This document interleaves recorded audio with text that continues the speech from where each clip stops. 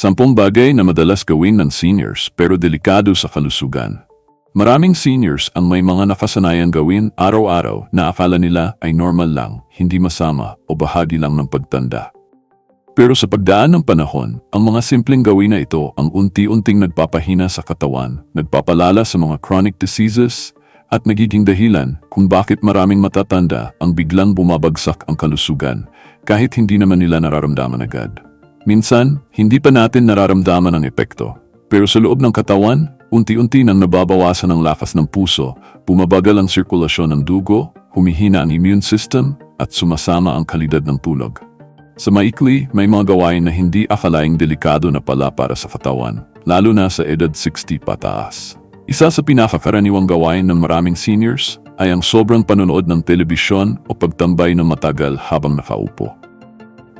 Kailangan ng katawan ng pahinga, pero kung buong araw ay halos hindi na gumagalaw at palagi nakaupo sa sofa o kama, nagsisimula na mawala ng sirkulasyon ng dugo sa paa, bumabagal ang metabolismo at humihina ang mga muscles. Kapag tumagal ito ng ilang buwan hanggang taon, pwede itong magresulta sa pagnipis ng muscle mass o tinatawag na sarcopenia, isang kondisyon na nakakaapekto sa lakas, balanse at mobility ng seniors. Kapag may sarcopenia ng isang tao, mas mataas na ang tsansa niyang matumba, mapilayan o mawalan ng kakayahang kumilos ng mag-isa. Bukod sa physical inactivity, marami ring seniors ang may ugaling laging nagpapaliban ng pagkain o hindi kumakain sa tamang oras. Marahil ay dahil sa kawalan ng gana, problema sa ngipin o simpleng nakalimutan na dahil sa pagkalito o pagkalungkot. Pero ang hindi alam ng marami, ang hindi pagkain sa tamang oras ay nagdudulot ng biglaang pagbaba ng blood sugar, panghihina ng katawan at pagbagal ng brain function. Kung araw-araw itong nangyayari, lalong humihina ang resistensya at pwedeng tumaas ang risk ng pagkakaroon ng delirium o acute confusion, lalo na kung may kasabay na iniinom na gamot. Ang utak ng matatanda ay mas sensitibo sa sugar drops kaysa sa mga mas bata, kaya ang simpleng skip ng meal ay maaring magdulot ng pagkahilo, pagkalito, o bigla ang kahinaan. Isa pang ugali na madalas nakikita sa mga seniors ay ang hindi pag-inom ng sapat na tubig. Marami ang sadyang ayaw uminom dahil naiihi agad lalo na sa gabi o dahil ayaw nilang makaramdam ng bloated. Pero ang hindi pag-inom ng tubig ay napakadelikado, lalo na sa edad na mas kailangan ng katawan ang hydration. Kapag kulang sa tubig ang katawan, mas nahihirapang gumana ang kidneys, mas nagiging malapot ang dugo, at mas bumabagal ang proseso ng pagtunaw ng pagkain. Ang simpleng dehydration ay pwedeng maging sanhi ng UT, constipation, pananakit ng kasukasuan, at lalo na ng biglang pataas ng blood pressure. Kapag laging kulang ang tubig sa katawan ng isang senior, tataas din ang posibilidad ng stroke, lalo na kung mainit ang panahon. May ilan ding matatanda na nasanay ng palaging matulog ng sobra o humihiga buong maghapon. Bagamat mahalaga ang sapat na tulog, ang sobrang pagtulog o sobrang paghiga ay hindi na nakakabuti. Kapag ang katawan ay laging nakahiga, bumababa ang oxygen exchange sa baga, humihina ang puso at nababawasan ang stimulus ng utak. Ang sobrang pagtulog ay konektado rin sa mas mataas na risk ng dementia, depression at metabolic diseases. Ang katawan ay nangangailangan ng balanse, tamang tulog, sapat na galaw at regular na exposure sa natural light para manatiling aktibo ang circadian rhythm at maayos ang overall hormone function. Isa rin sa nakasanayang gawin ng maraming seniors ay ang hindi paglabas ng bahay o pananatili lang sa loob ng kuwarto buong araw. Bukod sa nagdudulot ito ng lungkot at isolation, nawawalan din ng exposure ang katawan sa araw, ang pangunahing source ng vitamin D. Kapag kulang sa vitamin D ang isang senior, tumataas ang risk ng osteoporosis, pananakit ng buto at weakened immune function. Dagdag pa rito, ang kawalan na interaction sa ibang tao ay nagiging sanhi rin ng cognitive decline. Ang utak ng tao, kahit matanda na, ay kailangan pa rin ng social engagement para mapanatili ang mental sharpness. Kaya kahit simple lang ang paglabas sa bakuran, pakikipag-usap sa apo o pag-aalaga ng halaman, napakahalaga nito para sa mental at emotional health ng seniors. Marami ring matatanda ang may ugaling hindi pagsunod sa tamang schedule ng gamot. Minsan dahil nakakalimutan na, minsan naman ay sadyang ayaw na nilang uminom dahil napapagod na sa maintenance. Pero ang irregular na pag-inom ng gamot ay sobrang delikado. Ang blood pressure medicine, diabetes medication at iba pang maintenance drugs ay kailangan iniinom sa tamang oras at tamang dosage. Kapag ito'y pinapabayaan, posibleng magkaroon ng rebound effect kung saan biglang tataas ang blood pressure, blood sugar o cholesterol levels. May mga kaso ng stroke o heart attack na nangyari lang dahil nakaligtaang uminom ng gamot sa loob ng ilang araw. Kaya hindi dapat isantabi ang kahalagahan ng routine pag-inom ng maintenance medication kahit gaano man ito ka-routine o nakakaumay pakinggan. Ang isa pa sa mga madalas na gawin ng seniors na hindi agad iniintindi ay ang pag-inom ng kape sobrang dami, lalo na sa gabi. Marami ang nagkakape para manatiling gising o makaramdam ng init sa katawan. Pero hindi alam ng karamihan na ang caffeine ay nananatili sa katawan ng mas matagal habang tumatanda ang isang tao. Ibig sabihin, kung dati ay nakakainom ka ng kape sa gabi at natutulog pa rin ng maayos, ngayon ay pwedeng maapektuhan na ang quality ng tulog mo. Mas pababaw, mas madaling magising, at mas mahirap makatulog ulit. Ang poor sleep quality ay konektado sa cognitive decline, weakened immunity, at hormonal imbalance sa mga seniors. Kaya mahalagang bawasan o iwasan ang caffeine intake, lalo na pagpapalapit na ang oras ng pagtulog. Bukod sa caffeine, marami ring matatanda ang nakasanayang uminom ng over-the-counter pain relievers o self-medicate kahit walang reseta. Kapag masakit ang tuhod, iinom agad ng painkiller. Kapag nahihilo, inom agad ng gamot. Pero ang paulit-ulit na paggamit ng pain relievers gaya ng ibuprofen o paracetamol ay maaaring magdulot ng ulcer, kidney damage o liver toxicity, lalo na kung walang guidance ng doktor. Ang katawan ng seniors ay mas sensitibo sa gamot at mas mabagal ang metabolismo, kaya mas matagal bago may labas ng atay at bato ang mga chemical compounds. Kung araw-araw ay may iniinom na gamot kahit hindi tiyak ang dahilan, unti-unting naapektuhan ang major organs kahit hindi mo agad maramdaman. Marami rin ang hindi nagbibigay pansin sa regular na pag-ehersisyo. Maraming matatanda ang naniniwalang hindi na kailangan ng exercise sa edad nila. Baka mapilayan, baka mapagod, baka tumaas ang BP. Pero ang totoo, ang tamang ehersisyo, kahit simpleng stretching o paglalakad lang sa umaga, ay isa sa pinakamabisang paraan para mapanatili ang lakas, balanse at mental alertness. Ang katawan na walang galaw ay parang makinang kinakalawang. Unti-unti itong hihina, titigas ang kasukasuan at lalabo ang coordination. Sa kabilang banda, ang katawan na regularly gumagalaw ay may mas magandang blood flow, mas mataas ang energy levels at mas matibay ang immune system. Hindi kailangan intense o strenuous. Ang mahalaga ay consistent at akma sa edad. At ang huli para sa unang bahagi ng ating usapan, ang ugali ng pagtitiis ng sintomas.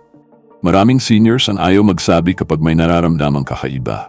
Minsan ayaw nilang maging pabigat o baka iniisip nilang natural lang sa pagtanda ang sakit ng dibdib, hilo, paninikip ng dibdib o lagnat na paunti-unti. Pero ang ganitong mentality ay napakadelikado.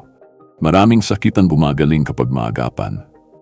Pero kapag huli na ang lahat, wala nang magagawa kahit gaano kagaling ang doktor. Kaya dapat ay may laging bukas na komunikasyon sa pamilya, sa doktor at sa sarili. Kung may hindi normal na nararamdaman, mas mabuting magtanong agad kaysa magsisi sa huli. Sa pagpapatuloy ng mga gawin na tila normal pero delikado pala para sa katawan ng mga seniors, may isa pang hindi gaanong napag-usapan pero madalas na ginagawa, ang pag-iwas sa regular check-up. Marami ang umiiwas pumunta sa doktor hanggat wala pa namang nararamdaman. May ilan ding natatakot baka may matuklasan na seryosong sakit. Pero ang hindi nila alam, ang hindi pagpapatingin ay isang silent risk. Sa edad na 60 pataas, napahalaga ng regular monitoring ng blood pressure, blood sugar, cholesterol at kidney function. May mga sakit na walang sintomas sa umpisa, tulad ng diabetes, fatty liver at high blood pressure, na pag hindi na-detect ng maaga, ay maaring magresulta sa heart attack, stroke o dialysis. Ang check-up ay hindi para takutin, kundi para maagapan. Kapag na-monitor ng maaga, mas madaling kontrolin ang kondisyon at mas humahaba ang buhay. May mga seniors din na nasanay sa sobrang alat ng pagkain. Minsan kasi, dahil humihina ang panlasa habang tumatanda, nadaragdagan nila ang asin sa pagkain para lang malasahan ito. Pero ang sobrang asin ay hindi lang nagpapataas ng blood pressure. Nakakasira rin ito sa kidneys, nagpapalala ng edema o pamamanas, at nagpapabilis ng pagkasira ng mga ugat sa katawan. Kapag palaging maalat ang pagkain, kahit hindi mo agad maramdaman, unti-unting tumataas ang pressure sa loob ng blood vessels na pwedeng magdulot ng aneurysm, stroke, o heart enlargement. Lalo na kung may kasamang sakit sa bato o alta presyon, ang asin ay kailangang bawasan agad-agad. Hindi kailangan magtiyat na mahigpit, pero kailangan maging mas maingat sa lasa at paggamit ng pampalasa. Isa pang gawain na delikado, ngunit paborito ng marami ay ang madalas na panonood ng stress-inducing content. Maaring sa TV, sa social media o sa mga balita, paulit-ulit na nakakasaksi ng trahedya, ingay, galit o takutan. Sa unang tingin, parang walang epekto. Pero ang utak ng seniors ay mas madaling maapektuhan ng mental stress. Kapag palaging exposed sa negatibong content, tumataas ang cortisol levels, ang stress hormone na maaring magdulot ng insomnia, depresyon, pagtaas ng blood pressure at pagbabago ng mood. May mga pag-aaral na nagpapakita na ang matagal na pagkakalantad sa stress ay may direktang epekto sa memorya at pag-iisip ng matatanda. Kaya mahalaga ang pagpili ng content, kung anong pinapanood, pinakikinggan at pinabasa dahil may epekto ito sa kalusugan ng isip at damdamin. May isa rin tayong nakasanayan gawin, lalo na sa Pilipinas, ang pakikialam sa sariling diagnosis o pakikinig sa kapitbahay imbes na sa doktor. Halimbawa, may nararamdamang pananakit ng tiyan at ang una nating ginagawa ay magtanong sa kamag-anak kung ano ang iniinom nila. Minsan ay binibigyan pa ng over-the-counter medicine na hindi naangkop sa tunay na dahilan. Sa edad ng senior, napakahalaga ng tamang diagnosis dahil mas marupok na ang katawan at hindi na basta-basta nakaka-recover kapag mali ang gamot. Pwede itong magdulot ng komplikasyon, lalo na kung may maintenance na iniinom na pwedeng magka-interaksyon sa bagong gamot. Ang mga simpleng symptoms tulad ng acid reflux, pananakit ng likod o pamamanhid ay pwedeng senyales na ng mas seryosong sakit. Kaya hindi sapat ang galing sa karanasan ng iba. Dapat ay may proper assessment mula sa doktor para makasiguro.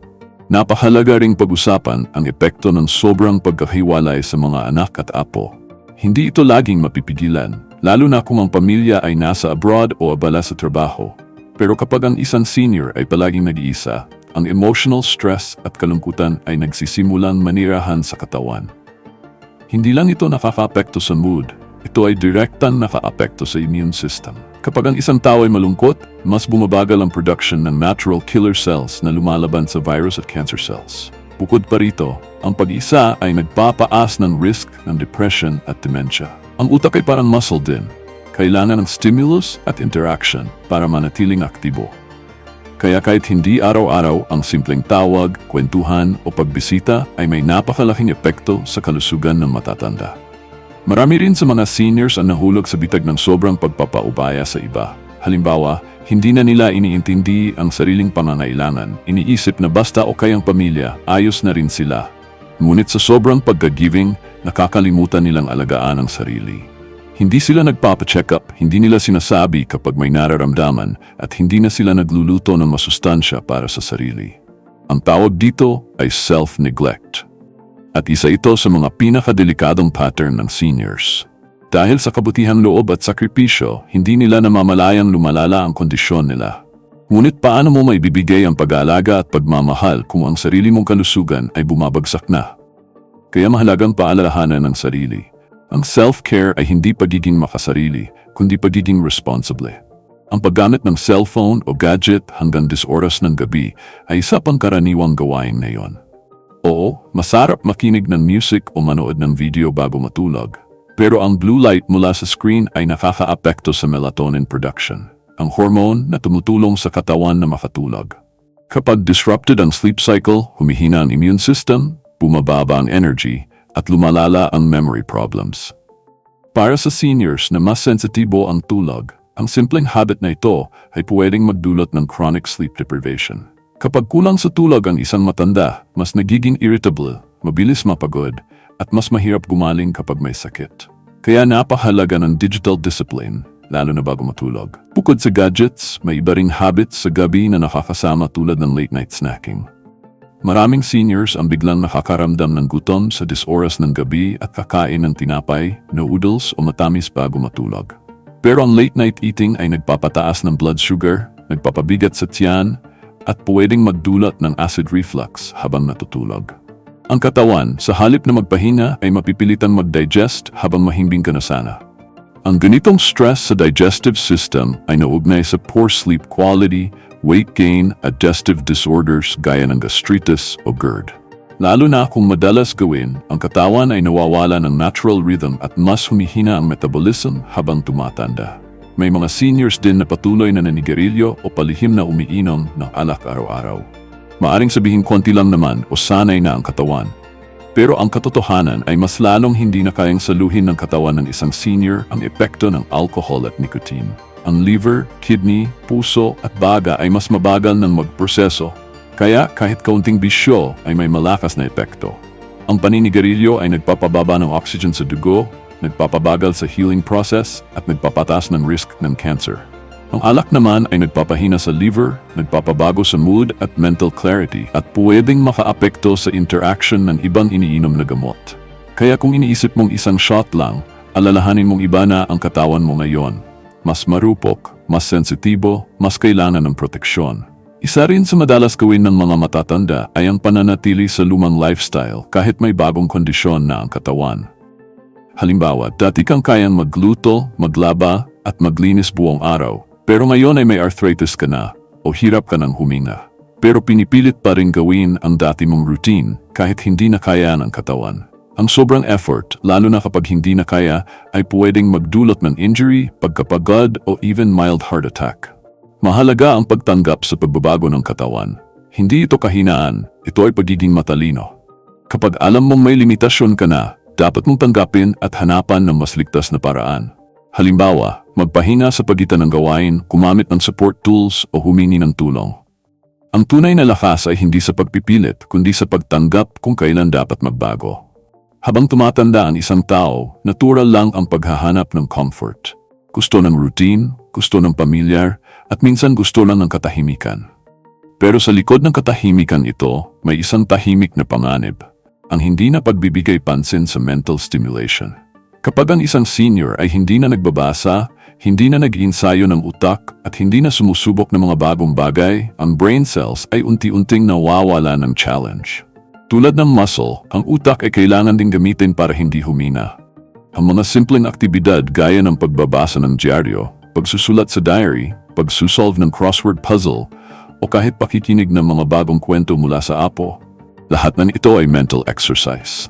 Kapag araw-araw ay walang bago, walang stimulus, walang critical thinking, nagsisimula na ring bumagal ang brain processing at dito nag-umpisa ang memory lapses, confusion at posibleng pag-develop ng dementia. Isa pa sa napaka-common pero hindi napapansin ay ang paniniwalang okay lang ang constipation, basta't hindi naman masakit. Marami ang nasasanay na minsan lang dumumi sa loob ng 2-3 araw at iniisip nila na normal lang ito. Pero ang hindi alam ng karamihan, ang chronic constipation ay senyales na ng dehydration, lack of fiber o sluggish digestion, na lahat ay may epekto sa overall health. Kapag tumagal ang bara sa bituka, naipon ang toxin sa katawan at ito ay pwedeng magdulot ng bloating, pananakit ng tiyan, pagkakaroon ng diverticulitis o pagkasugat sa loob ng bituka. Bukod pa rito, maraming seniors ang umiinom ng laxatives araw-araw at ang maling paggamit nito ay nagiging sanhi ng dependency. Sa halip na tumulong, ang bituka ay mas lalong tinatamad gumalaw kapag walang tulong ng gamot. Ang katawan ay humihina hindi dahil sa edad, kundi dahil sa mga routine na hindi inaayos. Minsan, ang simpleng pananatiling tahimik kapag may nararamdamang emotional struggle ay masama rin sa katawan. Maraming seniors ang nasanay na itago ang lungkot, stress o takot dahil ayaw nilang pabigatin ang loob ng mga anak o mahal sa buhay. Pero ang suppressed emotions ay hindi nawawala. Naipon ito at lumalabas sa katawan sa ibang paraan, sa anyo ng pananakit ng ulo, pagtatay, pagsusuka, insomnia o kahit chest tightness. Ang katawan at emosyon ay konektado. Kapag punong-puno na ng stress pero hindi mo ito nailalabas sa tamang paraan, humihina ang immune system, bumabagal ang healing at nawawala ang drive to stay healthy. Ang mental health ng seniors ay madalas hindi nabibigyan ng pansin, pero ito ang dapat na mas pagtuunan. Isang simpleng usap, dasal, sulat o pakikinig lang minsan ay sapat na para maibsan ang bigat sa dibdib. May isa ring delikadong nakagawian lalo na sa mga mag-asawang senior o mga naulila na, ang hindi na pag-aayos ng sarili. Kapag nawala na ng gana sa pananamit, pag-aayos ng buhok o kahit paghuhugas ng mukha, ito ay hindi lang senyales ng katamaran kundi posibleng indicator ng depression. Kapag ang isang senior ay hindi na interesado sa hygiene, maaring bumababa na rin ang self-worth. At kapag hindi malinis ang katawan, tumataas ang risk ng infection, skin diseases, at social withdrawal. Ang pag-aalaga sa sarili ay hindi lang para sa panlabas na anyo. Ito ay pagpapakita ng respeto sa sariling katawan. Kapag alam mong importante ka pa rin, kapag alam mong may halaga ka pa, pinipili mong alagaan ang sarili mo.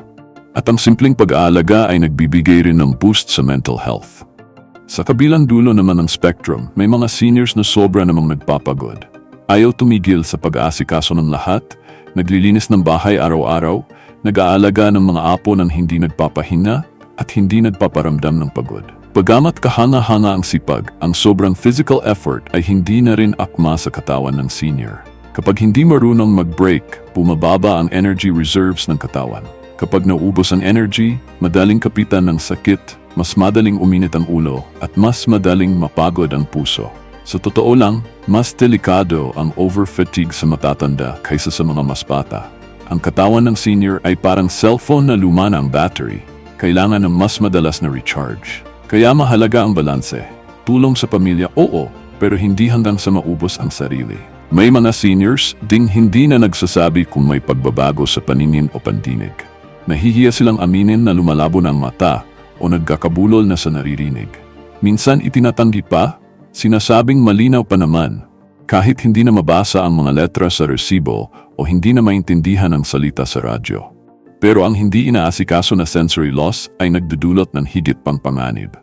Kapag lumalabo ang paningin at hindi ginagamit ang salamin, tumataas ang risk ng pagkadapa o aksidente sa bahay. Kapag mahina na ang pandinig at hindi nagsusuot ng hearing aid, nawawala ang social interaction at lumalayo sa mga kausap.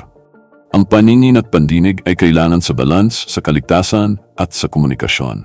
Hindi ito kahihiyan, ito ay bahagi ng natural na pagtanda. Pero kung hindi aaksyonan, ito ang nagiging ugat ng isolation, injury, at mental decline. Hindi rin ligtas ang pag-inom ng maraming supplements ng walang guidance. Maraming seniors ang nahuhumaling sa iba't ibang vitamins at herbal capsules na napapanood sa TV o nababasa sa Facebook. Akala nila, the more the better. Pero hindi alam ng karamihan na ang sobrang iron, calcium, vitamin A o zinc ay pwedeng magdulot ng toxicity sa atay, bato at puso. Hindi lahat ng supplement ay safe kapag pinagsama-sama. Lalo na kung may iniinom na maintenance drugs, pwedeng magka-conflict sa epekto. Ang dapat gawin ay magpa-consult muna bago bumili ng kahit anong supplement. Tandaan, hindi lahat ng natural ay ligtas. May tamang dosage, may tamang timing at may tamang kombinasyon. Bukod sa supplements, maraming seniors ang nagiging dependent sa energy drinks o processed drinks na may label na for adults. Akala nila ito ang magbibigay lakas at ginhawa. Pero karamihan sa mga ganitong inumin ay may mataas na caffeine, sugar o sodium content na nakakapagpataas ng presyon, nagpapabilis ng tibok ng puso at nagpapahina sa bato. Kung dati ay iniinom mo ito at ayos lang, iba na ngayon. Ang katawan ng senior ay mas mabagal na sa pagtanggap at pagproseso ng ganitong sangkap. Ang dapat iniinom ay malinis na tubig, herbal tea, fresh buko juice o gatas. Hindi yung parang pampalakas, pero sa lublob ay nagpapalala ng kondisyon. May isa pang hindi laging napapansin, ang simpleng kawalan ng layunin o purpose sa araw-araw.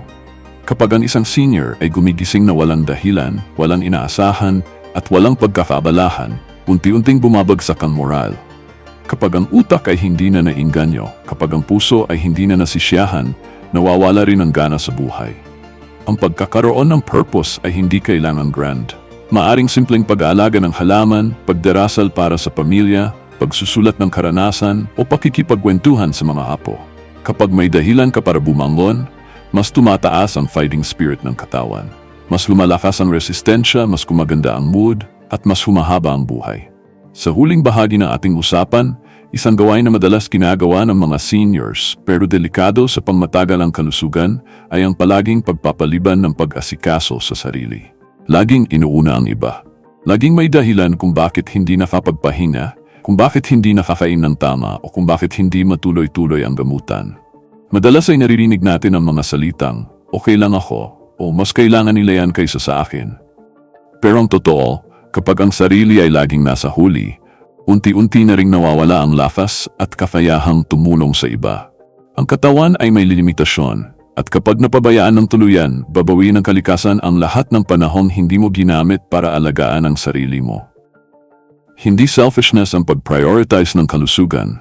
Ito ay responsibilidad. Ang ibang seniors naman ay nananatili sa isang environment na hindi na healthy. Maaring bahay na laging maingay o lugar na maraming alitan o tirahan na wala nang nagpapasaya. Pero sa takot na maging pabigat, nananahimik na lang sila. Ngunit ang kapaligiran ay may malaking epekto sa kalusugan ng katawan at isipan. Kung ang paligid ay toxic, kung ang tao ay palaging na-stress o natatakot, bumababa ang immunity, bumabagal ang healing, at sumasama ang overall mood. Kapag ang isang senior ay nasa mapayapang kapaligiran, mas kumaganda ang tulog, mas kalmado ang puso, at mas malakas ang katawan. Kaya kung may kakayahang baguhin o i-adjust ang environment, gawin ito para sa sarili. Karapatan mong tumanda ng maayos at masaya. Marami ring seniors ang patuloy na nakakalimot kumain ng sariwang pagkain at puro instant o processed food ang nakasanayan. Mabilis, madali, mura. Pero ang kapalit ay mabigat. Ang mga delata, instant noodles, ready-to-fry meals, at junk food ay punong-puno ng preservatives, sodium, trans fat, at artificial ingredients na walang sustansya para sa aging body. Sa halip na palakasin ang katawan, lalo nitong pinapalala ang inflammation, nagpapataas ng cholesterol, at nagpapabigat sa atay at kidney. Hindi kailangan magluto ng bongga araw-araw. Sapat na ang simpleng sabaw na may gulay, saging imbes na biskwit, o tinolang manok kaysa sa hotdog. Ang pagpili ng totoong pagkain ay malaking hakbang sa tunay na kalusugan. Mahalaga rin na hindi mawala ang connection sa sarili. Maraming matatanda ang nalunod sa pagiging lolo o lola, nanay o tatay, asawa o taga-alaga. Pero sa kabila ng lahat ng papel na ginagampanan, huwag kalimutan ikaw rin isang individual na may sariling pangarap, alaala at panaginip. Kapag patuloy mong pinapakinggan ang sarili mong pangangailangan, mas nakatulong ka sa iba dahil buo ka. Kapag pinipili mong maging malusog, mas nagiging inspirasyon ka sa buong pamilya. Ang kalusugan ay hindi lang para sa sarili. Ito ay regalo sa mga mahal mo sa buhay. Kaya huwag mong hayaan ang edad ang magdikta kung kailan titigil ang pag-aalaga sa sarili. Tuloy lang. Araw-araw may pagkakataon kang piliin ang mas mabuting buhay. Sa huli, ang mga bagay na madalas ginagawa ng seniors ay hindi masama sa paningin ng iba. Pero sa loob ng katawan, may mga nangyayaring hindi natin agad nararamdaman. Sa bawat maling kain, maling oras ng tulog o kakulangan sa galaw, unti-unti nating ibinibigay ang ating lakas sa sakit. Pero sa bawat tamang desisyon, kahit gaano kaliit, may panibagong sigla tayong naibabalik. Huwag mong hintayin na maramdaman mo muna ang sakit bago ka magbago. Ang katawan ay nagbibigay na ng senyales. Hinihingal, mabilis mapagod, hindi makatulog o palaging wala sa mood. Pakinggan ito. Dahil sa simpleng pakikinig, pwede mong mapahaba pa ang buhay mo. Hindi lang basta buhay, kundi masagana, masigla at mas masaya. Ang kalusugan ay hindi nasusukat sa dami ng gamot, kundi sa dami ng tamang ginagawa mo araw-araw. Magsimula sa maliit, tumayo sa oras, kumain ng totoong pagkain, uminom ng tubig, maglakad kahit 5 minuto, tumawa kasama ang apo, makinig sa kanta na nagpapasaya sa puso. Bawat kilos ay may halaga, bawat araw ay may saysay. Ang pagtanda ay hindi dahilan para tumigil sa pag-aalaga sa sarili. Ito ang rason para mas seryosohin mo ito. Dahil bawat taon na nadadagdag sa buhay mo ay biyayang dapat pinapangalagaan. Kung nagustuhan mo ang video na to at may natutunan ka, don't forget to like and share para mas marami pa tayong matulungan. Subscribe ka na rin sa aming channel at i-click ang notification bell para lagi kang updated sa mga natural health tips araw-araw. Thanks for watching, and we'll see you in the next video.